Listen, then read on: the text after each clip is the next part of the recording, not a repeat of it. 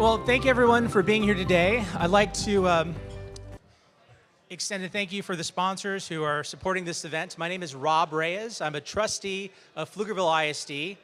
I'm also the chair of the Center for Public Policy and Political Studies, and we are thrilled to have you here and thrilled to have our panel here. We're going to try to keep our program moving along because one of our esteemed panelists needs to catch a flight and be out of here by 12:55, so we're going to run a tight schedule to honor that. The Center for Public Policy and Political Studies, for those of you who aren't familiar, provides civic opportunities for Austin Community College student engagement. We have a number of programs we offer, including internships for our CPPS students who are interested in working with public entities. It's my pleasure to welcome and introduce the president and CEO of Austin Community College, Dr. Richard Rhodes. Dr. Richard Rhodes joined ACC in the fall of 2011 after serving as president of El Paso College. He's a leader in higher education in both Texas and the nation, tirelessly working to improve systems and grow partnerships to increase student success and completion. Dr. Rhodes is a native of New Mexico and a Texan by choice and a UT alumni. He has a bachelor's of accounting and master's of arts in education management from New Mexico State University. He has earned his doctorate through the Community College Leadership Program, as I mentioned, at UT. At this point, he normally says hook 'em, but maybe he's not too thrilled with UT today. It's my pleasure to welcome and introduce Dr. Rhodes.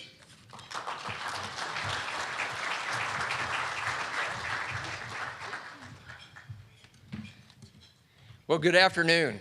How's everybody doing? First of all, I want to recognize elected officials and members of the Board of Trustees from Austin Community College. And so with us from Austin Community College today, we've got Mark Williams, who is the Vice Chair of the Board of Trustees. Julianne Nitch, Board of Trustee member. Nicole Eversman, Board of Trustee member. And Nicole is going to graduate from the University of Texas at Austin a week from Friday. So hook 'em. And also with us, we've got Bruce Elfont, who's a tax assessor collector. Susanna Woody, Del Valle. I still say Del Valle, but it's Del Valley here, ISD. Former Senator Gonzalo Barrientos, Jim Coronado, former district judge, Sam Samaripa, Manor ISD trustee, Lee Cook, former Austin mayor, Annette Villarot, Deputy Superintendent from Del Valley. Tom Glenn, former Superintendent of Leander. And you're going to meet our panelists very shortly. But now I'd like to introduce to you somebody who's very important at ACC, and that happens to be the president of our Student Government Association.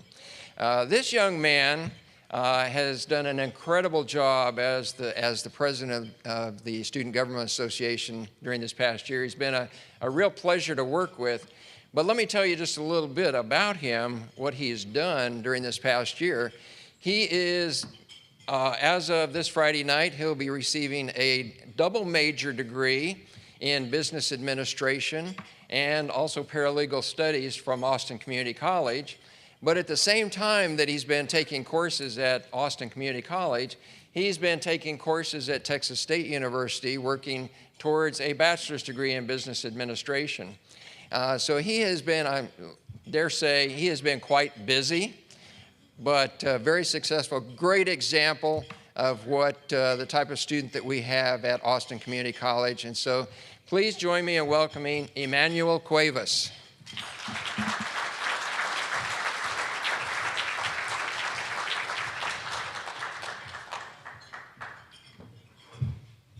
Hi, everyone.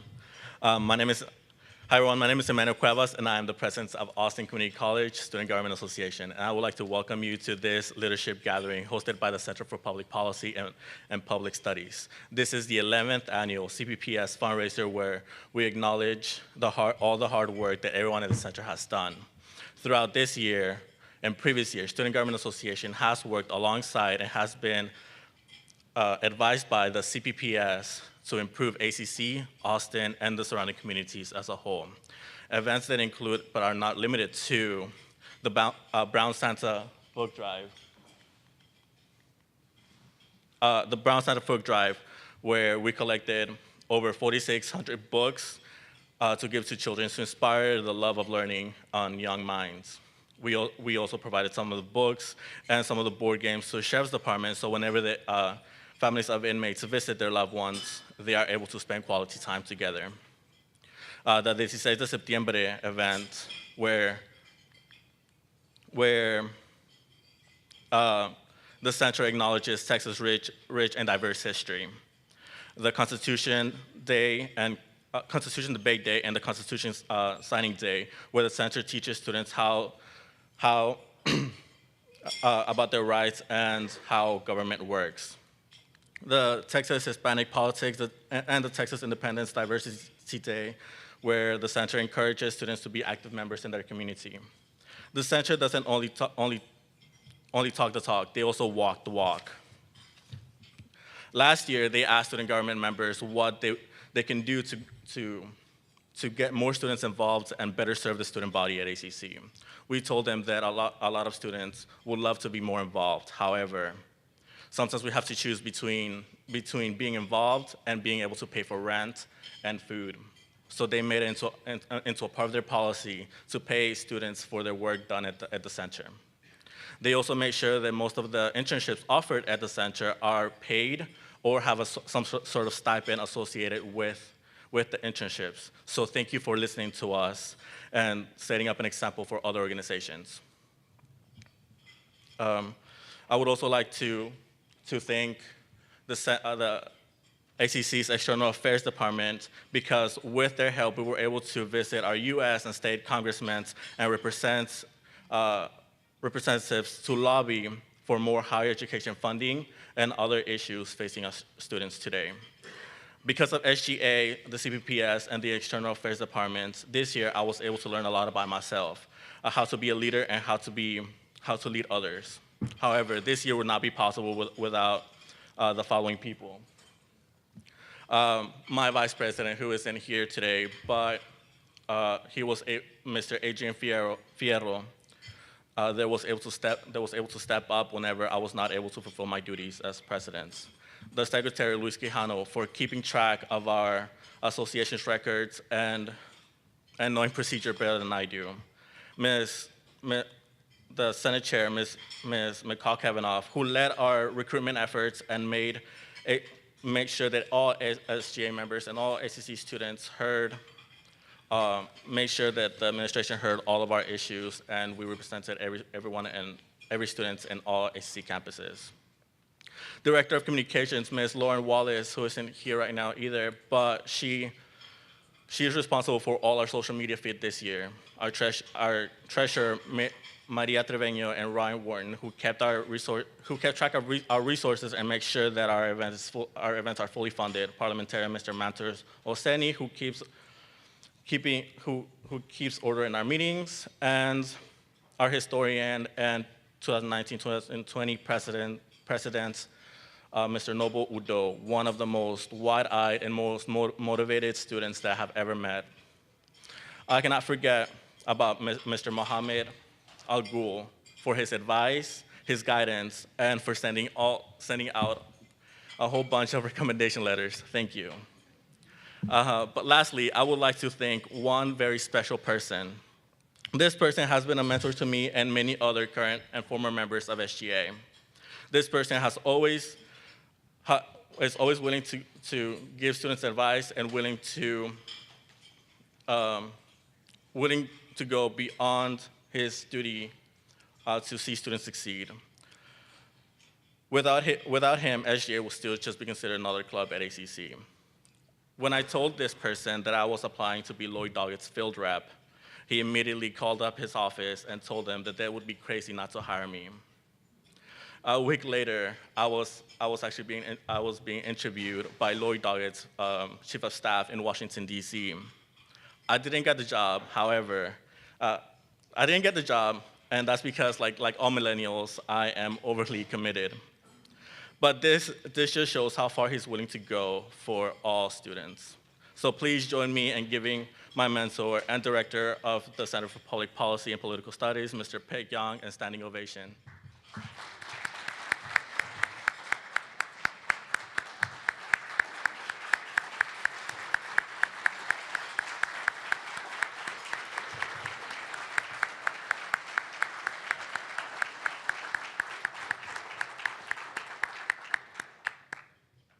Thank you.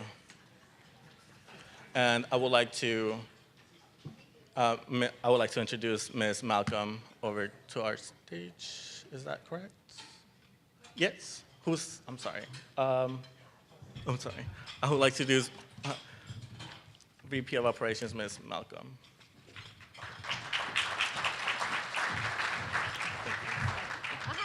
Good afternoon, everybody, and we're going to keep this moving right along so that we get to hear a lot from our panel.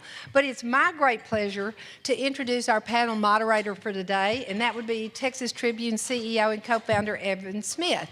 I'm particularly proud to get to do this, as Evan is a longtime personal friend, and also because the ACC is incredibly proud to support and sponsor the Trib Fest and the Texas Tribune in its countless valuable newsmaker events hosted in every corner of the state, including at least 3 events that have been hosted in the last 2 years on ACC campuses. And I also like to brag, ACC was the very first community college in the state of Texas where one of the Tribune events was produced.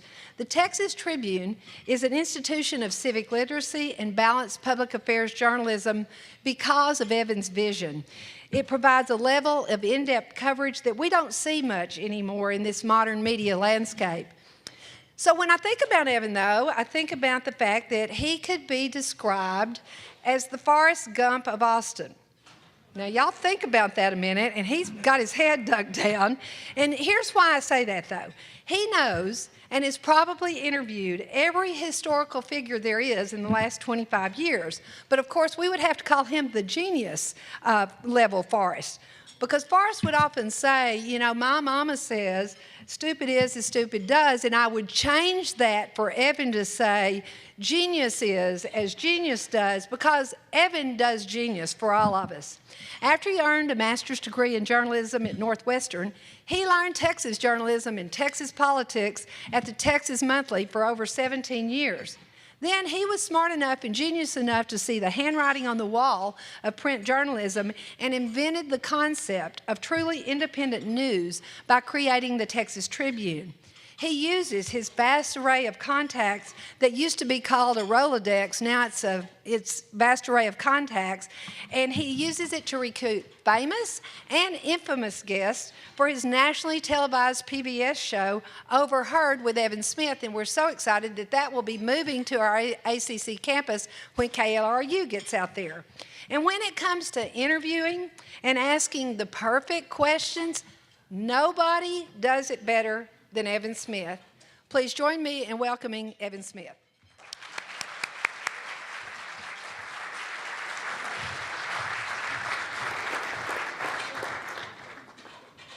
Hi, everybody. You hear this okay? Thank you so much for being here. Our guests for our panel are going to join me on stage here. Let me say, first of all, Dr. Rhodes and everybody associated with ACC, how pleased I am to have an opportunity to take part in this to support the college. I understand, as all of you understand, that more than 50% of the enrollment in higher ed in Texas is in community colleges. These are the true public squares of all of our communities in Texas. If you support higher ed, if you care about the future of Texas, you care about community college. And if you're in Austin, you care about Austin Community College, which is the very jewel in the crown among all community colleges in the state. So thank you very much, Dr. Rhodes and Ms. Malcolm and everybody else for being here.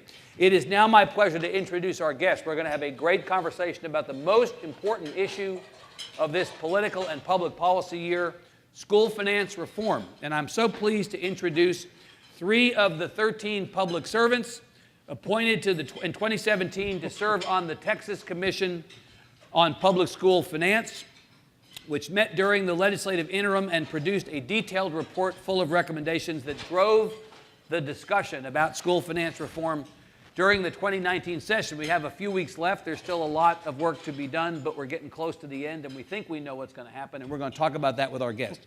On my left is Nicole Conley-Johnson. She has been Chief Financial Officer of the Austin Independent School District since 2009. She has more than 15 years of financial management experience in urban public school districts, including New York City and Washington, D.C. Ms. Conley-Johnson was appointed to the commission by then Speaker Joe Strauss. She's a native of Kansas. She has an undergraduate degree from the University of Colorado and a master's degree from the New School.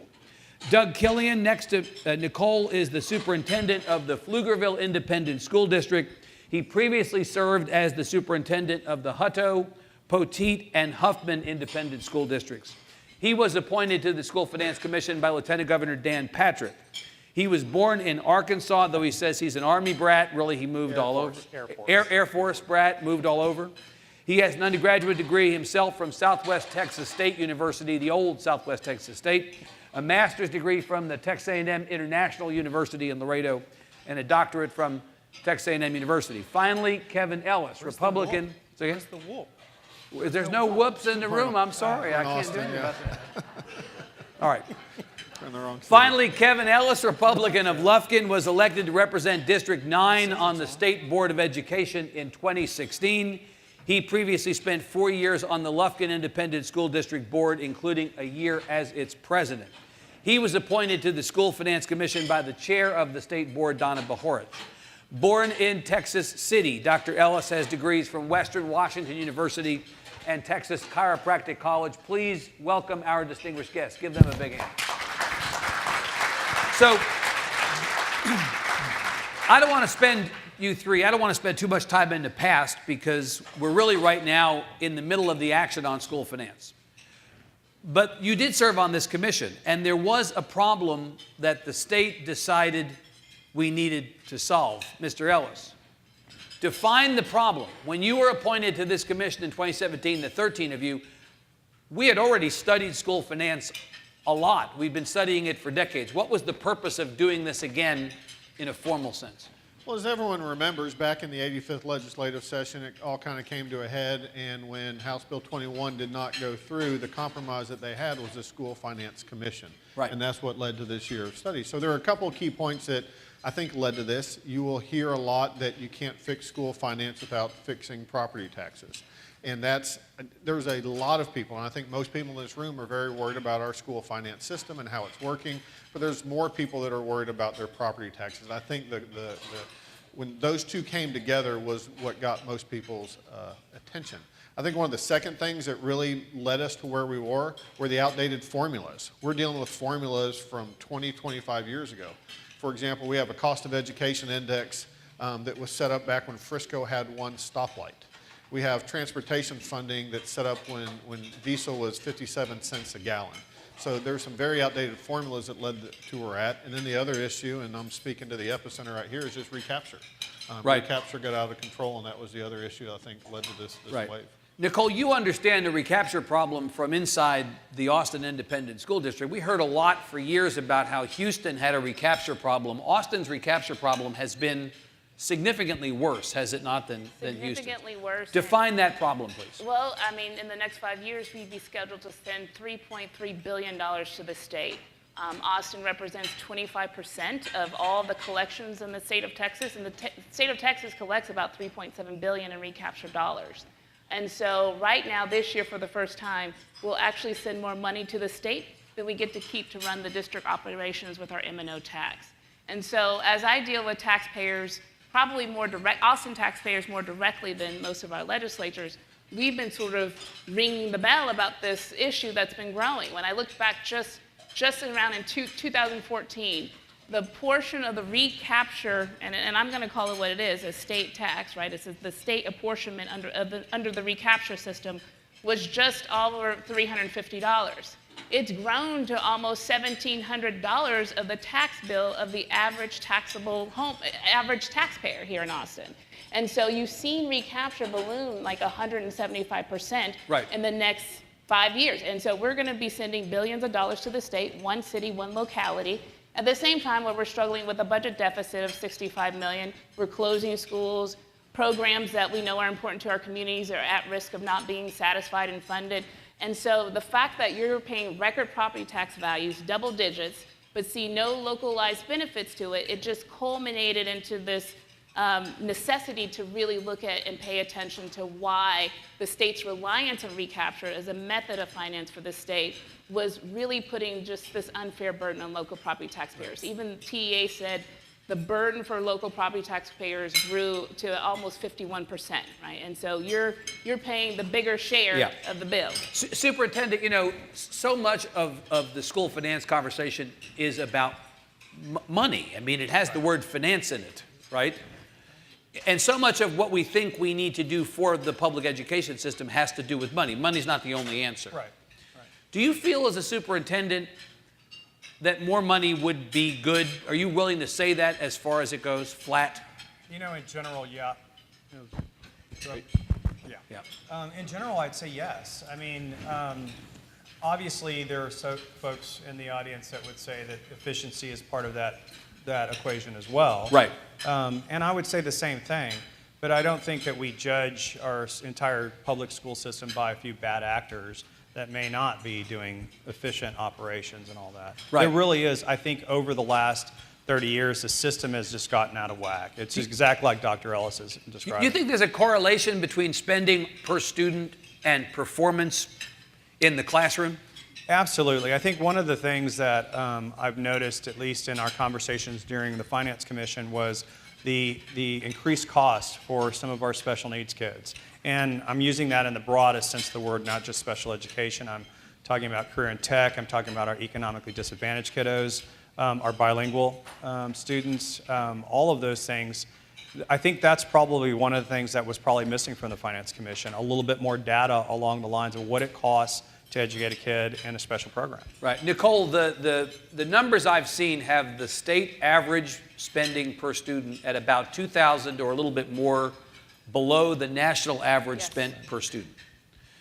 We have 5.4 million, a little bit more than 5.4 million kids enrolled in the Texas public schools, adding 82,000 kids to the system a year. But in a fast-growing city like Austin, you're having to keep up not only with the investments that you need to make to do better, you have to just keep up with growth, right? Which we have been able to do because the funding formula elements are 30 years old. Right. There's no built-in adjusting inflationary factors. So school districts across the state have had to absorb almost 7% in inflation over the last 10 years. And so you can't be expected, expectations are rising, but the monies and the resources that you have to meet those expectations are actually being cut because you're absorbing the higher cost of doing business, but the funding formula doesn't account for that. And I would also add that, Texas, we have such great prowess about our economic posture and standing, but it's really starting to sort of take a toll on what we're going to be able to do as a great state. Texas scored a D- in funding and got an F in per pupil funding. And so when you look at things nationally, while there could be some debate about does money matter? Yes, money matters, right? But it has to be well spent. We all know that. But we know that the highest performing states, if you look at like Massachusetts, they spend like twice as much as Texas does. I mean, I hate to say it, but you get what you pay for in some regards, which is why school districts are struggling and cutting programming and can't really offer everything that we need to in order to make sure our students are successful. Now, Mr. Ellis, Nicole is the CFO of a fast-growing urban school district. You come from Lufkin. You're kind of at the other end of the spectrum in terms of trying to think about what the more than 1,000 school districts in the state need. Not every school district is the same. In fact, arguably, there's no one-size-fits-all, right? Everyone needs something different. In rural Texas, is the conversation about access to funding the same as it might be in a place like Austin? Yeah, it absolutely is. And I think one of the telltale signs of that is when you look at the biggest part of our budget is our salaries. Right. And what we're paying our teachers. And what we fight in rural East Texas is that our teachers are leaving the rural area and going to the urban areas. And so that's the telltale sign right Because there. the urban districts can afford to pay them more. They're paying them more. And It's as especially complicated and as simple as that. our quality teachers who have been there and they're in their last couple of years, Right. and they're working on their last couple of years for retirement, they'll leave and go to Houston or up to Dallas, where they can make $5,000 or $7,000 or $8,000 more per year. So Right. that's what we fight. Right. Is that type of. So let's talk about that. So when it came time for the legislature to come back into session, Governor made his State of the State speech. The Speaker in the case of the House, Lieutenant Governor in the case of the Senate, gave their marching orders to the members. Deal with this issue, fix this issue, focus on this issue, often at the exclusion of other issues. One of the very first topics of conversation we heard was teacher pay, to your very point. Right. We have to address the issue of the base pay of teachers, and we have to address the overall compensation of teachers. The Senate chose to go at this, as you know, Mr. Ellis, by passing a $5,000 across-the-board pay increase for every teacher. The theory is every teacher, right? Good teachers, middling teachers, and bad teachers. Everyone's going to get a pay increase. Is that a good answer to the problem you've identified? Right, and you forgot to ask me, why am I against teachers if I'm not for the $5,000? Well, I will get there. When you tell me you're opposed to this, I will ask you why you hate teachers. But let's do this in the order that I choose to do it in. So you go ahead. Got to work Yeah. my setup there Yeah. with that. So, Yeah. so there is a huge amount of money that looks like it's going to be put back into public education. Right. There is enough for a very, very, very significant pay raise for every teacher. Right. So what the commission did is looked at, let's make the basic allotment increase. Let's give the districts the ability to do that. The $5,000 pay raise was not part of the commission findings. You had a whole lot of recommendations, but a $5,000 across-the-board pay increase was not one of them. Was not one of them. Right. So my point, and especially this is from my viewpoint as a former school board member, you just talked about how different every district is. Right. Let's talk about how each district can find the right way to pay their teachers, and that may be different than what Lufkin needs or Pflugerville or So Austin give, needs. Mr. Killian, give the communities, the districts, each a certain amount of money and let them decide how to spend it. That's what Mr. Ellis is saying. Right. You believe that? Yeah, I believe in local control. I'm Yeah. a conservative. Don't get me started on this subject. I knew I was. We'll be here for like a week. So you believe that the best way to spend those dollars would be and should be determined by each district? Right, with the locally elected folks closest to the problem. Right. You know, in Pflugerville, we've been having a hard time recruiting health science teachers. Specific types of teachers. Right. And so I even said this during the Finance Commission.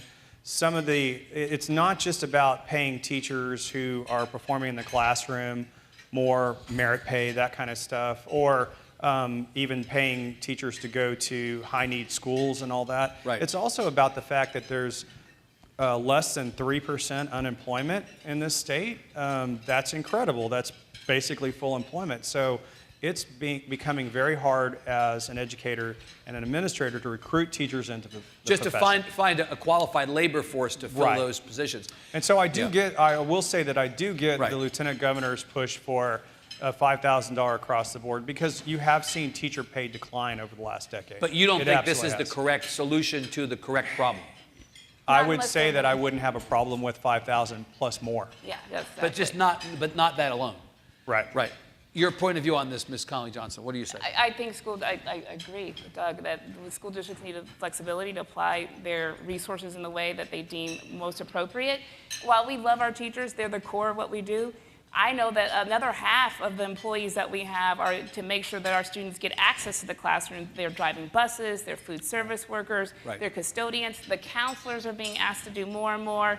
And so we'd like to have the flexibility to address other needs across the district. Right. And, the teachers are not the only. Well, the legislation important- has been widened to include more non-instructional staff, but maybe not everybody. Well, right? librarians, but Right. not the counselors, not the food service workers, not the bus Diagnosticians, drivers. nurses. I mean, it takes a village. So you all would have given a raise across the board to everybody, not just teachers. We would Right. like the opportunity to consider, Yeah. I'd say. Right. Mr. Ellis, Mr. Killian mentioned merit pay. There was a call out at the beginning to pay high-performing teachers more. right? Pay for performance. This is not a new idea, but in particular, examples around the state where these kinds of programs have been put into place successfully were held up as examples of what the state might do in total. That was in your recommendation, some kind of pay for performance, but it got into the legislature and then that part of the plan disappeared. What happened? It's a fluid process. Right. And actually, it's part back in the latest Senate version that's now back in the conference committee. Right, but the House version, that went into conference did not have pay for performance in it. So the program you're talking about is really two parts. It's identifying your best teachers. And I remember Dr. Killian made a comment during the School Finance Commission that he would give his left arm to know who his best teachers are. Right. That's a very challenging prospect to be able to know that. So yes, we want to pay our best teachers more. But the other part of the program that was brought in, this is a Dallas ISD ACE model, is to identify your best teachers, but make sure that those teachers get in front of your neediest students. So Superintendent Hinojosa, Dr. Killian's colleague in Dallas, who was kind of held up during this whole discussion like the baby in the Lion King, right? He was, here's the one. Dr. Hinojosa was praised for a program in which he took his highest performing teachers and put him in his most challenging schools, and in a pretty short period of time turned those around. Right. Did he not? So I think what we came out of the School Finance Commission is, and to our point again, back to the rural issues, is I've got neighboring districts who only have one campus. Right. So they can't move their best teachers to their most neediest campus when there's only one. Only one. So what we came to is a point that we've got to have this local discretion. Let the local districts decide who their best teachers are and how they can best get them in front of their kids who need it the most, whether it's moving to another campus or moving to a different classroom or something along those lines. Yeah, so Dr. Killian, you don't know who your best teachers are? It's a lot more difficult than you would think. I mean, there are a lot of things that go into looking at performance, and how exactly do you measure that in the arts? We don't have a test for that, and I'm not advocating for a test for the arts, by the way, either. We've got plenty. But yeah, it's difficult. And then the whole philosophical question about the assessment, the state assessment, does it measure what we want to measure? So if you're going to pay for performance, how do you define performance, and what is the assessment that you would use to determine that performance? I mean, the governor has a 60 by 30 proposal. That's the stretch goal for the state. I think we should align everything to that. If that's really the vision for the state of Texas, then we should do something, and we should have everything aligned to that goal. Ms. Johnson, if I said to you or said to Superintendent Cruz in Austin, tell me who your highest performers are, could you do it? I mean, obviously it's subjective to some degree, but could you do it? We probably, well, it depends upon the, like Doug said, the lens of the data that you're looking at. But I think through a combination of different data that we collect, we could probably come up with a handful of folks that we think could be successful in a potential classroom. Now, we've tried this before in Austin, right? We've taken our best teachers, the ones that are, kids with the highest ranked scores according to STARS, and looking at other sort of culture climate tests, and put them on struggling campuses, and they didn't necessarily bode well. And it's because you have to look for certain talents and abilities in order to move the needle. It's one thing to teach, like I always said, this class, Mickey Mouse could teach this class and these kids could be okay. I could teach and they'll be fine. Right. But to move kids and accelerate achievement when they have large learning gaps, that's a whole different skill set. And I think that what Dallas is doing is not only are they taking high performing teachers, but they're growing, they're giving them professional development, they're providing them with a lot of access to resources, they're extending the learning time.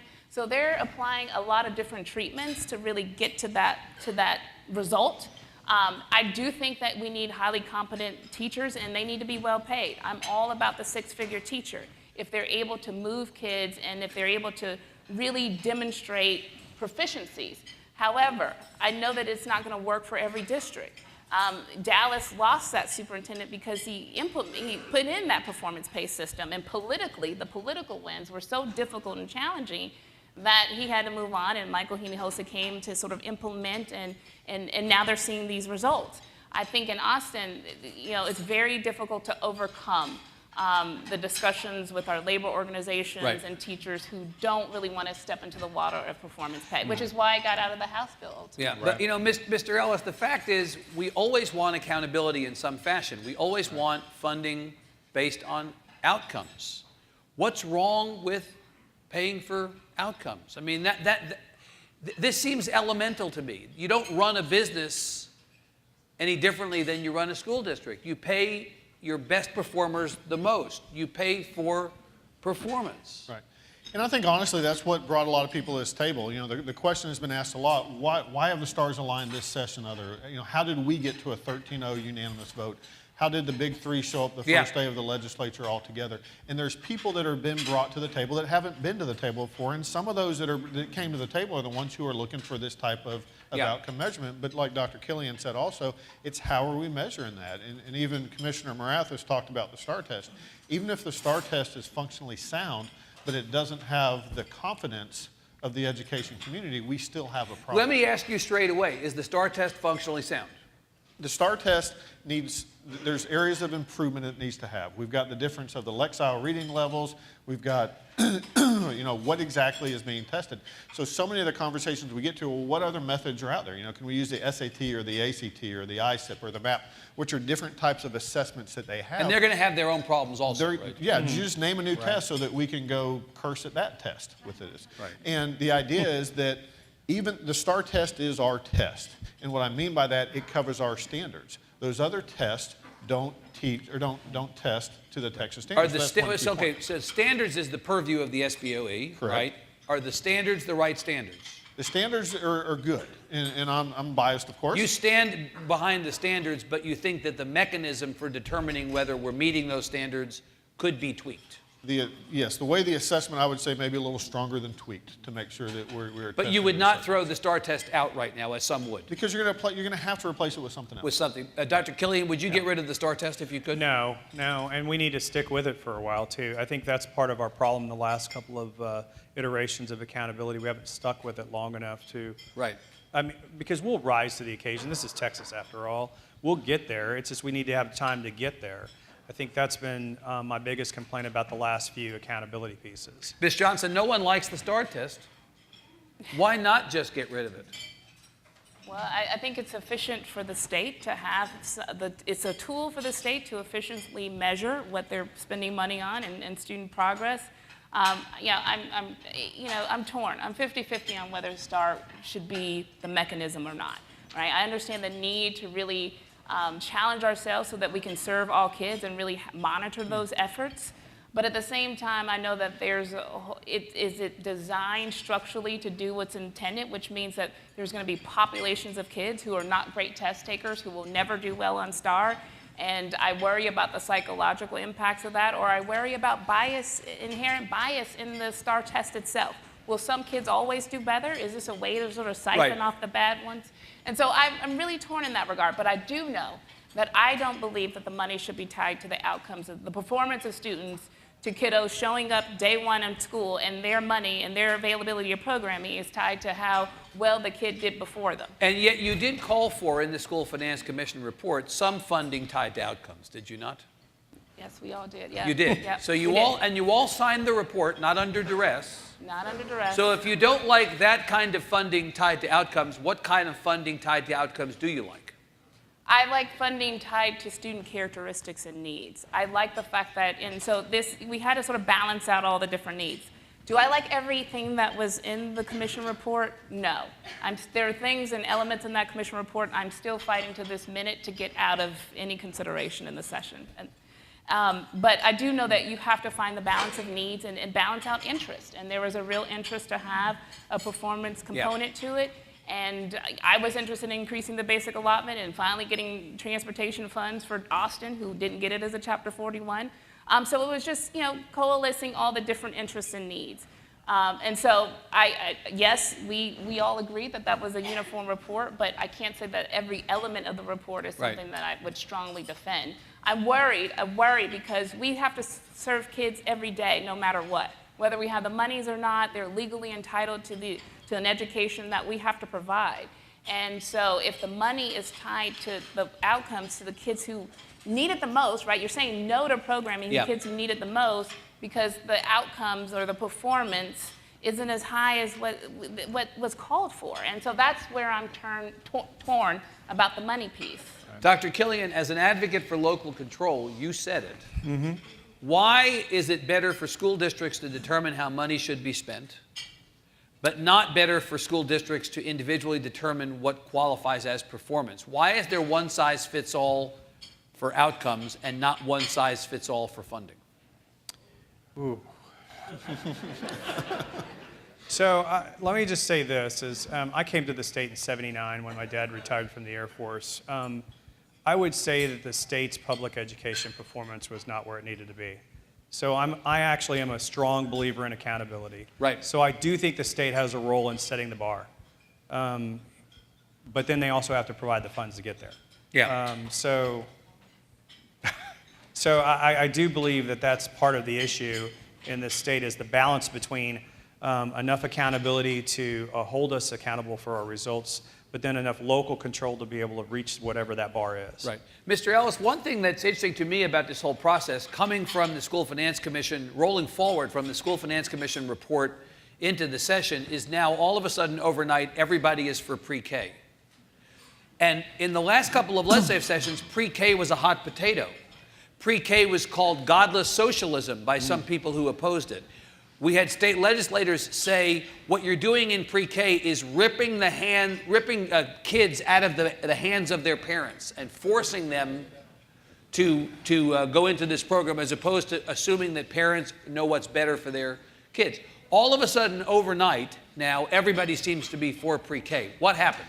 You know, I had a conversation with a gentleman in the back of the room just earlier, reminiscing about my election. I had my opponent who talked that the reason that we had pre-K is to teach our children a homosexual agenda. So there's that thought process that was out there. And if you have that thought process, or if that's where you're coming from, then it's a non-starter to even have a discussion. I think when we got to the root of the matter, is pre-K an educational tool that's effective? It's clear that it is. And we look at, and it's not just outcomes that last for a year or two, it's outcomes that last all the way through. So let me tie this back in to talk about the third grade funding. You know, we talked about the test that needs to be there, but what you have to do first before you can tie funding to a performance that happens in third grade, you've got to provide an adequate enough funding for districts to get them there. Now, here's the funny part of that. If you go Google search our bill for pre-K, it's not in there.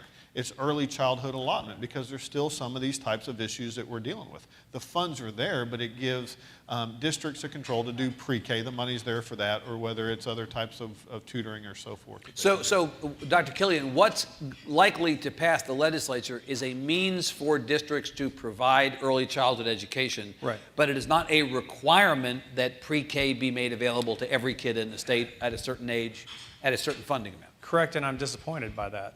I think we should have came out in our final commission report saying pre-K was something that we needed to fund. Yeah. I mean, one of the things that was the most clear during our presentations and the data that we looked at was exactly what Dr. Ellis was talking about, that pre-K, inclusion in pre-K, especially for economically disadvantaged kids, it lasts.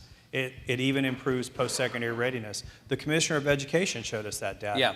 From the very get-go. And the inverse, Ms. Johnson, the inverse is also true. If you don't get these kids ready to go by that third grade point, it's almost as if they're lost.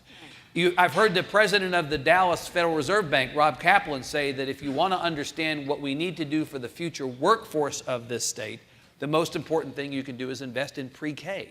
Right. That it goes all the way back there, because if you don't get them prepared in that pre-K to 3 mark, then they're not going to be situated to be the future workforce of the state. Right, and then it becomes more costly to provide them with the remediation support to make it through those latter grades, which most of them really don't even begin to they don't rebound if they're not reading by third grade, by and large. I mean, we're still trying, but we all know that secondary is much more costly to provide those inputs and those interventions than in the earlier grades. We haven't done it, I don't think, in the state of Texas, because the funding formula has been designed to really put resources at the high school level. So you see a lot of the early college, the career launches. We had the high school allotment that was supposed to sort of improve graduation results. But you didn't really see any specialized treatment for early education. And so I'm really extremely supportive of those early investments, because we hadn't been doing so, and because it was structurally designed to support things on the latter end. And now it's not only pre-K, right? And I see this in Austin. Austin's been a great district. We've held on to pre-K as long as we could. Even when we got the massive cuts back in 2011, we had lost like $60 million in funding all in 1 year, but we still held on to pre-K because we knew it was worth the investment. But what you start to see is that kids do pre-K, but then in K1 and 2, right, we start to move our highest performing teachers out of those grades into the testing grades. And so now with some flexibility in the monies, we can build those supports in K1, 2, so that we can sustain those results and the investment of pre-K all into the 3rd grade. We've never had that funding flexibility to do that, and that's what we're doing in Austin, really beefing up our grade K1 and 2 to sustain those investments. And so I'm happy to have some variation in that. It would have been nice to just squarely fund pre-K and resolve the debate. Right. But I think that there's enough there to really talk about investing in pre-K and then sustaining pre-K results all the way to 3rd grade. So we're down just to a couple of minutes left. Let me ask each of you, if you assume that some version of the House and Senate legislation that is now in conference, they come together, they agree on what they can agree on, and it happens. It'll be a significant accomplishment that they will have put $9 billion into public school funding, some of that into the buy down of the property taxes, but still a significant investment. But as we said at the beginning, it's only some of the work that needs to get done. You're not going to fix this overnight. Right. What will be the most important priority heading into the interim and into the next session, each of you as we end, to focus on once we do this big swing at the ball? Yeah, you know, I think you alluded to earlier about how complicated this is, and you can't really do this in one session. Right. We've done a lot in one session, more than I ever thought that we could do. Sure. But you're right, there's still more. Number one, in the commission, we didn't even really touch special ed.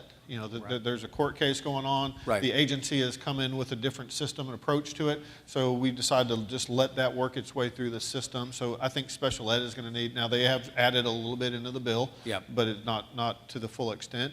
And the other area that we really didn't touch is charter schools.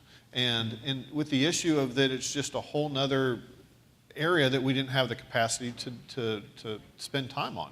And every little lever you turn in what we did and what the legislature is doing now ripples through how charter schools are funded. So I think once the dust settles on what happens right now, then I think next time around we've got to look and see how. Mr. Killian, what would you say we need to pick up the string on after the session? We didn't really spend a lot of time on revenue.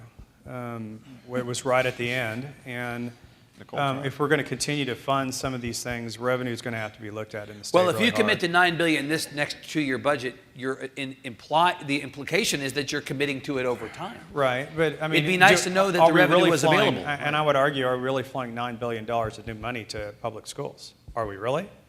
Because really, we're moving around the deck chairs on some of the funding formulas for about $3 billion of that. $3 billion is actually new money, and then the other $3 billion is for property tax relief. So, which has been a long time coming. I agree we should have had it, but the real reason why it's the finance system's been broken is because the state has had no long-term commitment to keep up their side of the funding. They're less than 50% of the funding now. Right. And what is it, down to 32% or something? Well, and it may go up to 40% or thereabouts with this plan. And then Ms. Johnson, what would you say the big thing, the big takeaway will be going forward? I'd still love to see a cost of education study and really adjusting for the CEIs. The CEI got repealed in this proposal, throwing it out just because it wasn't updated. It didn't keep up with the current context of all the cities and urbans and how they've changed. But we still don't know what the North Star is. I mean, we've set a goal, but we don't know what it costs to get there. What does it take for every student to reach that North Star? We didn't really go through a deep analysis of what does it really cost for every student typified by their need to really get to that North Star, because it's differentiated. The costs are very different. And without having that goal, I worry that we feel like, well, this is a great, significant first step in terms of curing the funding formulas and infusing more dollars into the school system. I don't want it to be sort of the lame duck in the next session. Well, we did that already, because we still haven't done enough. We have to keep up with the times. We have to keep up with inflation and keep up with student needs. And so I feel like we need a definite North Star and looking at what it costs to get all of our kids there. And Evan, I would just say this too. 60% of the kids in the state of Texas are on free and reduced lunch. 60% of our kids. That's a remarkable difference in what's happened in the state. It's a great win for our state that economically we're doing well, and I do love the fact we're a destination state and all that. I just think we need to be a destination for all of our kids as well. A lot more work to be done. All right, give our panelists a big hand. Thank them very much. Thank you all. Thank you, ACC. Thank you, always. Dr. Killian, thank you. Thank you. Mr. Ellis, thank you very much. Let me say briefly that Evan Smith is out the door with a car waiting for him to take him to an airplane, so he couldn't stay to receive his award. But I did tell him, and he's very appreciative. I will be brief. I normally do a wrap-up, and this will be a little bit longer today. First of all, I want to thank all of our contributors and supporters, as we always do. Without you all, what the center does is not possible. Your generosity and your backing, some of you for years, has made possible the activities we do with our students, and we deeply appreciate your contributions and your participation, and we appreciate you being here with us today and for the years in the past with some of you that you've consistently been with us. And I want everybody to give each other a hand for your contributions and your being part of this activity. It's normally at this point that I say I will see you next year, but that's not true. This is my last year with the center. I will retire sometime this summer. So I want to indulge for a moment in saying thank you to a whole lot of people. First, I have to say thank you to all of you who have supported us. As I said, this would not be possible without you. I want to say thank you to the students that have been part of the center's activity and the purpose for the center's existence. We have a fantastic student body. Some of you have worked with our students and know what extraordinary people they are. They are, many of them, people for the first time in their family to go to college. They are veterans coming back and trying to make something of their lives besides being soldiers, both men and women, and they are wonderful. And working with them has been one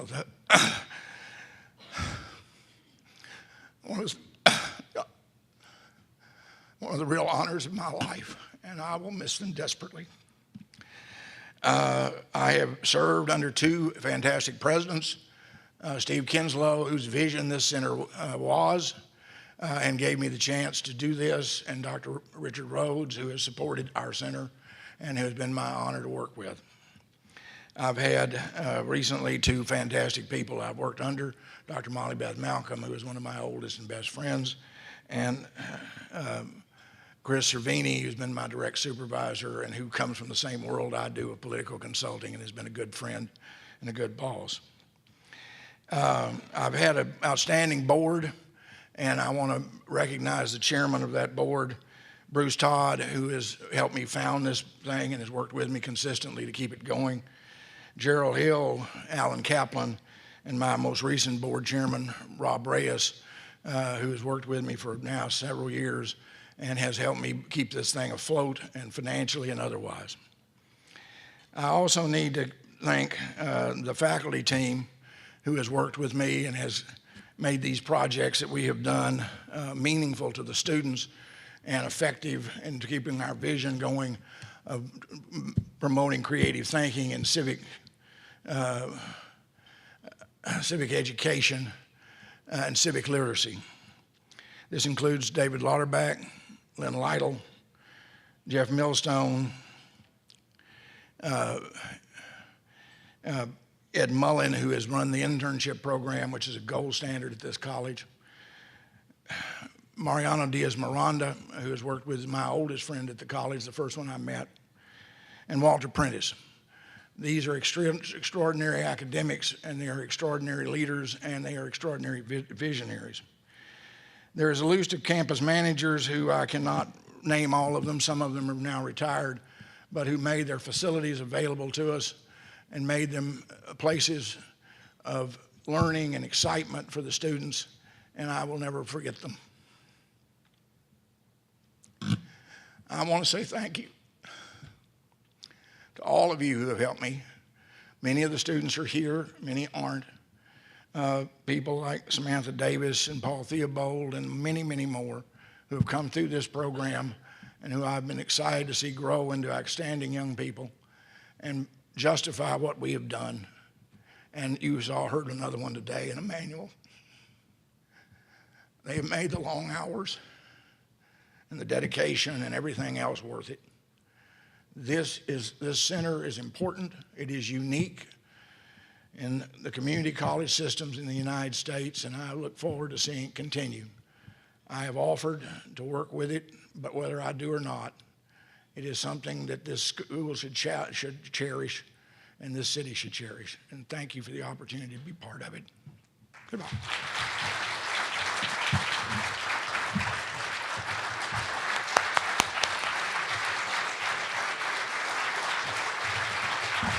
Ladies and gentlemen, since the inception of the center, Peck Young has cared about one thing, and that's the students of ACC.